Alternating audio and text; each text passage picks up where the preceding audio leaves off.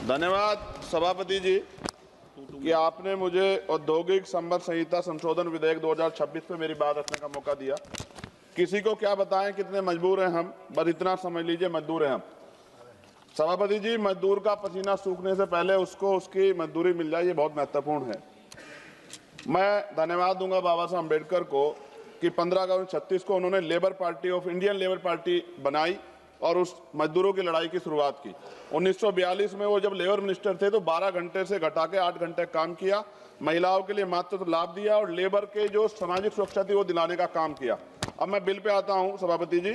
कहा जा रहा है केवल एक तकनीकी संशोधन है, लेकिन जब बात श्रमिकों के अधिकारों, औद्योगिक संतुलन और करोड़ों परिवार के भविष्य की आएगी तब कोई संशोधन केवल तकनीकी नहीं होता है, हर शब्द का असर होता है, हर प्रावधान का परिणाम होता है। महोदय, वर्ष 2020 में सरकार ने 29 श्रम कानूनों को 4 श्रम संहिताओं में समाहित किया था। उस समय विपक्ष ने कहा था कि सुधार के नाम पर श्रमिकों की सुरक्षा कमजोर ना हो जाए। महोदय, ये विधेयक कहता है कि पुराने कानून ट्रेड यूनियन अधिनियम 1926, औद्योगिक विवाद अधिनियम 1947, औद्योगिक रोजगार अधिनियम 1946 का निरसन वैधानिक रूप से हुआ है। लेकिन मैं सरकार से पूछना चाहता हूं, क्या पुराने कानूनों में मौजूद श्रमिक सुरक्षा प्रावधानों का मूल्यांकन किया गया है? क्या राज्य और श्रमिकों संगठनों से व्यापक परामर्श हुआ है?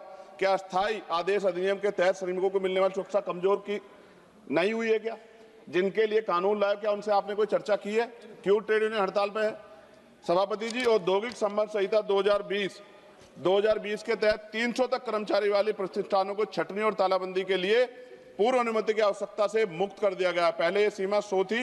देश में 70% से अधिक औद्योगिक इकाइयां 300 से कम कर्मचारी वाली हैं। इसका मतलब बहुत बड़ी संख्या में श्रमिक अब बिना सरकारी अनुमति के छटनी का सामना कर सकते हैं। 300 कर्मचारियों की सीमा के तहत यदि छटनी आसान होती है तो सबसे पहले असुरक्षित वर्ग प्रभावित होंगे, जिनमें SC, ST, OBC के श्रमिक बड़ी संख्या में। मेरे संसदीय क्षेत्र नगीना में विश्व प्रसिद्ध लकड़ी नक्काशी उद्योग के लिए जाना जाता है। वहाँ हजारों कारीगर छोटे उद्योगों में काम करते हैं। सभापति जी, श्रमिक व पारंपरिक हुनर से जुड़े इस परिवार इस कानून से प्रभावित होंगे। हमारे क्षेत्र की अधिकांश इकाइयां 50 से 250 इकाइयों कर्मचारियों के बीच हैं। यदि 300 की सीमा के तहत छटनी की अनुमति बिना पूर्व स्वीकृति के दी जाती है तो इन छोटे उद्योग में कार्यरत श्रमिकों की नौकरी की सुरक्षा पर सीधा असर पड़ेगा।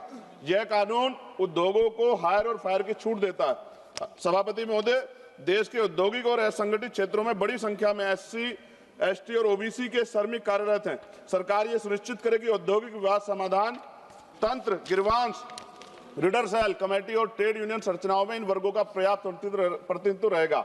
रोजगार निवेश से आता है, निवेश मांग से आता है और मांग आय से आती है और आय स्थिर रोजगार से आती है। सभापति महोदय, हम सुधारों के विरोधी नहीं हैं, हम अस्पष्टता के विरोधी नहीं हैं, लेकिन हम ये चाहते हैं कि श्रमिकों के अधिकार सर्वोपरि हो, रोजगार सुरक्षा सुनिश्चित हो, यूनियन की स्वतंत्रता बनी रहे, राज्यों की भूमिका सम्मानित हो। नगीना के कारीगर केवल मजदूर नहीं है, वे हमारी सांस्कृतिक विरासत के संरक्षक हैं। उनके हाथों की कारीगरी भारत की पहचान है। यदि औद्योगिक कानूनों में बदलाव से उनके रोजगार में स्थिरता प्रभावित होगी तो यह केवल आर्थिक नहीं, सांस्कृतिक क्षति भी होगी। सभापति महोदय, खत्म करते हुए, यदि सरकार वास्तव में श्रम सुधार को समावेशी बनाना चाहती है तो यह सुनिश्चित करना होगा कि SC, ST और OBC श्रमिकों को सामाजिक सुरक्षा, बीमा, पेंशन और न्यूनतम वेतन का पूर्ण संरक्षण मिले। सभापति महोदय, अगर हम उनके साथ होने वाले अन्याय पे लड़ने का अधिकार ही छीन लेंगे तो फिर कैसे वो अपनी बात को कह पाएंगे? हम भी जब यहाँ में मौका नहीं मिलता है, कोई बात होती तो हम भी तो विरोध करते हैं ना। आप विरोध का अधिकार छीन के इतना समय लागू कर देंगे तो सर पूंजीपति तो मार देगा ना उनको। क्या सरकार पूंजीपतियों के बारे में सोचेगी या करोड़ों मजदूरों के जिनके कंधों से देश बना?